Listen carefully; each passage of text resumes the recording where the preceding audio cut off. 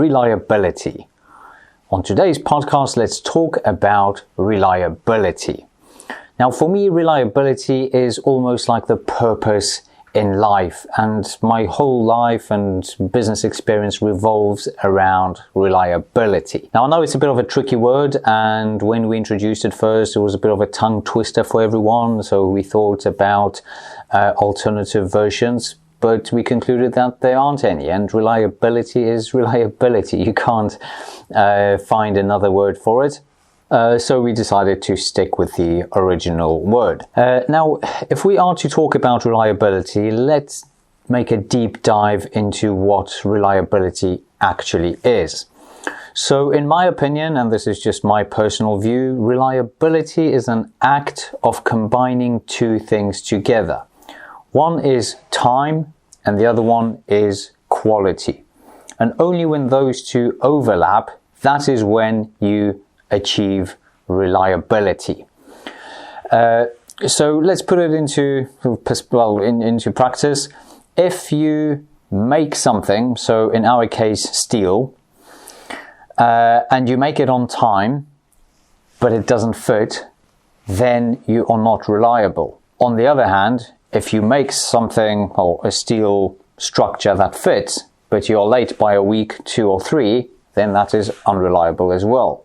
So only when you get the two together, you can claim that you provide a reliable service, or at least that's how you'll be perceived by your customers. So it sounds simple because you just have to sort of be on time and the things have to be at the quality you promised. But actually, it is a quite tricky task and it keeps us on our feet every single day. But then at the same time, because we're so passionate about reliability, we've built all our systems from the very beginning of when the company started around reliability. So in other words, we've built our own IT system to support reliability. We've introduced a lot of TOC concepts, which stands for the theory of constraints, lean manufacturing, and all other improvements that we've introduced or thought about, they revolved around supporting or improving reliability, which means they either had to focus on time or on quality. Now, let's still continue our deep dive. So let's talk about quality. Now, there are a lot of definitions about quality, but the one that I quite like most is the definition where it is about expectations. So if you buy a Lamborghini, for argument's sake, and you spend £500,000 on it, you expect that to be of top quality. You don't expect that thing to break down. Your standards are raised almost to the sky limit. On the other hand, if you buy a car that is about to die for 500 quid, in that price or in that reduction of pricing, you've already built in the probability of it breaking down. So your expectations are way down with rock bottom, and if it breaks down, well, yeah, that's why you only paid 500 quid for it. Now, obviously, these are the extremes, and then there's everything in between. So if you buy a car for £30,000 instead of £50,000, well, that probably makes a bit of a difference. But if you bought the car for £50,000, you expect it to work flawlessly. So quality is a bit about, or actually I think it is about expectations. And it's as funny as it sounds, you can sometimes fall victim to the standards you've set yourself. So it is experience we've had in the past and happened a few times where, let's say we delivered something, but it was late by a few hours. And customers called back saying, oh, but you were late and so on. And like, yeah, but things happened. Yeah, there was traffic or whatever, we were late. And obviously the customer wasn't happy. And then one of our guys said, well, yeah, but it's only a few hours. Like, if you work with others, it could be a few days. And the customer admitted that, yeah, but he has different expectations towards us than he has to other steel companies.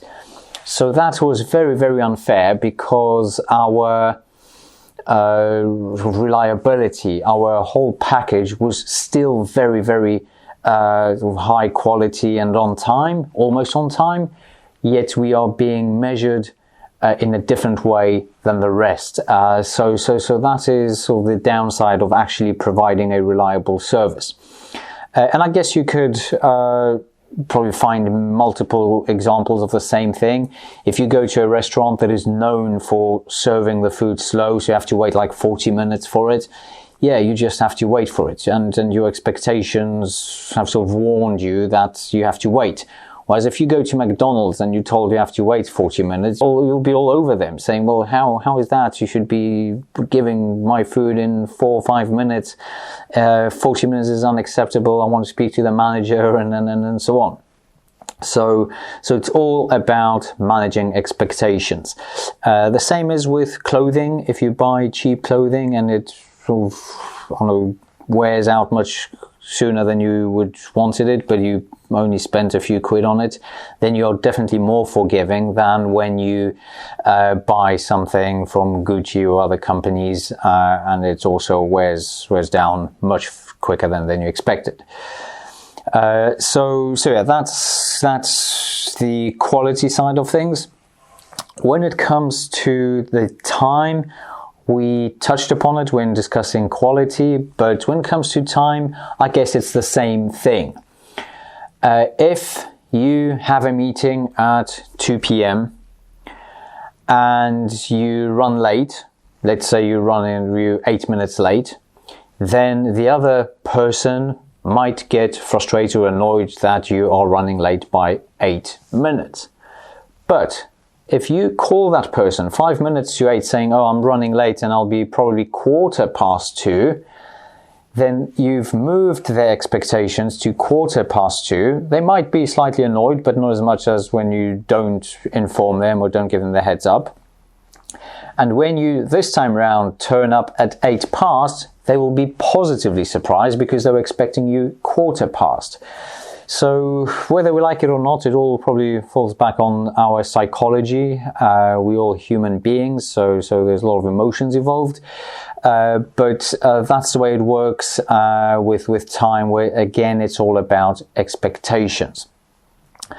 In our world, in the steel world, if we had an open-ended delivery date saying that we will deliver sometime next week, then we are free to deliver sometime next week.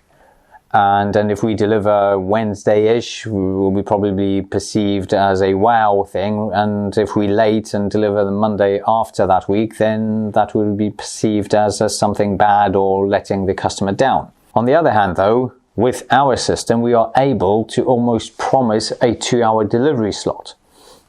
So if we say we're going to be on Thursday at 10 a.m., then those are the expectations. They're almost like cast in stone. Everyone knows what to expect. Thursday, 10 a.m.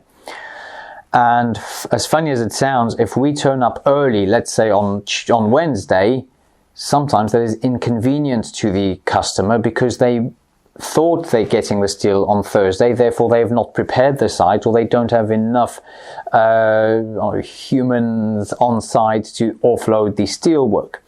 And again, if we are late by one day, we deliver on Friday instead of Thursday, 10 a.m. Same thing. Customer will be frustrated because they were expecting the delivery on Thursdays, and they might have had more resources on that site, and they're not ready on Friday and so on. So by being reliable, we set the standards very high. And then, unfortunately, or actually fortunately for us, because we're very passionate about reliability, but then we have to raise to the challenge. We have to deliver on time and with the right quality, which effectively in steel means that the steel work fits. So obviously with heavy steels, the last thing you want is for people to spend 2-3 hours manhandling the steelwork into position, only to find out that holes are misaligned and they have to then take all the steel work out, load it again back to send it to our place so that we can refabricate it. Luckily, this doesn't happen too often. Obviously, we would love it to not happen at all. but sometimes mistakes happen.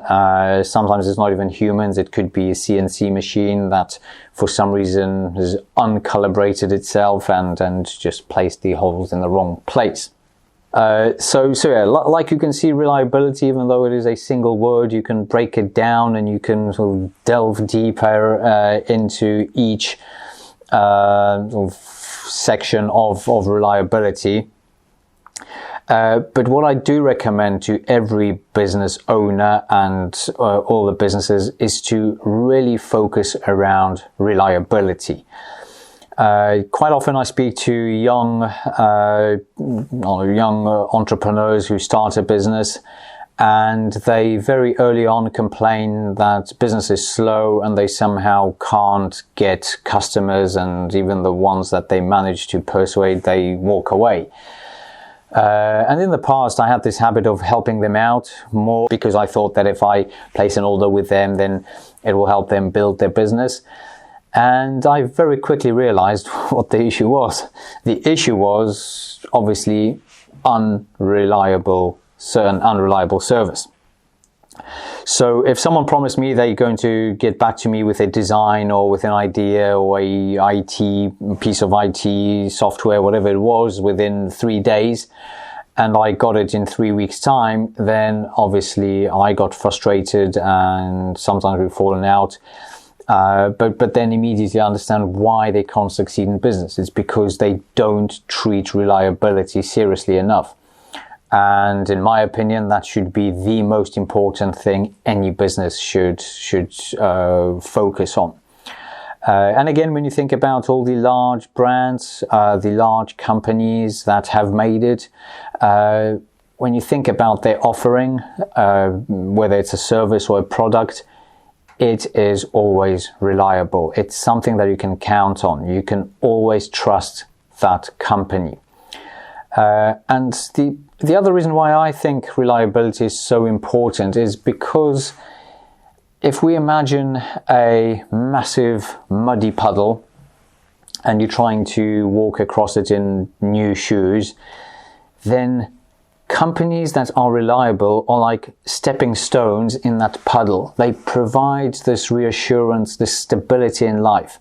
All the other unreliable companies are like the mud, where you stomp on them and you don't know how deep you're going to go and what to expect.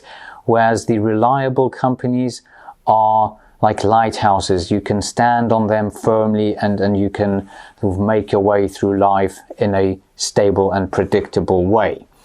Now, I know it might sound like, I don't know, something like a prophecy or something, but that's literally how I see it. Companies that are reliable, they provide stability in our lives.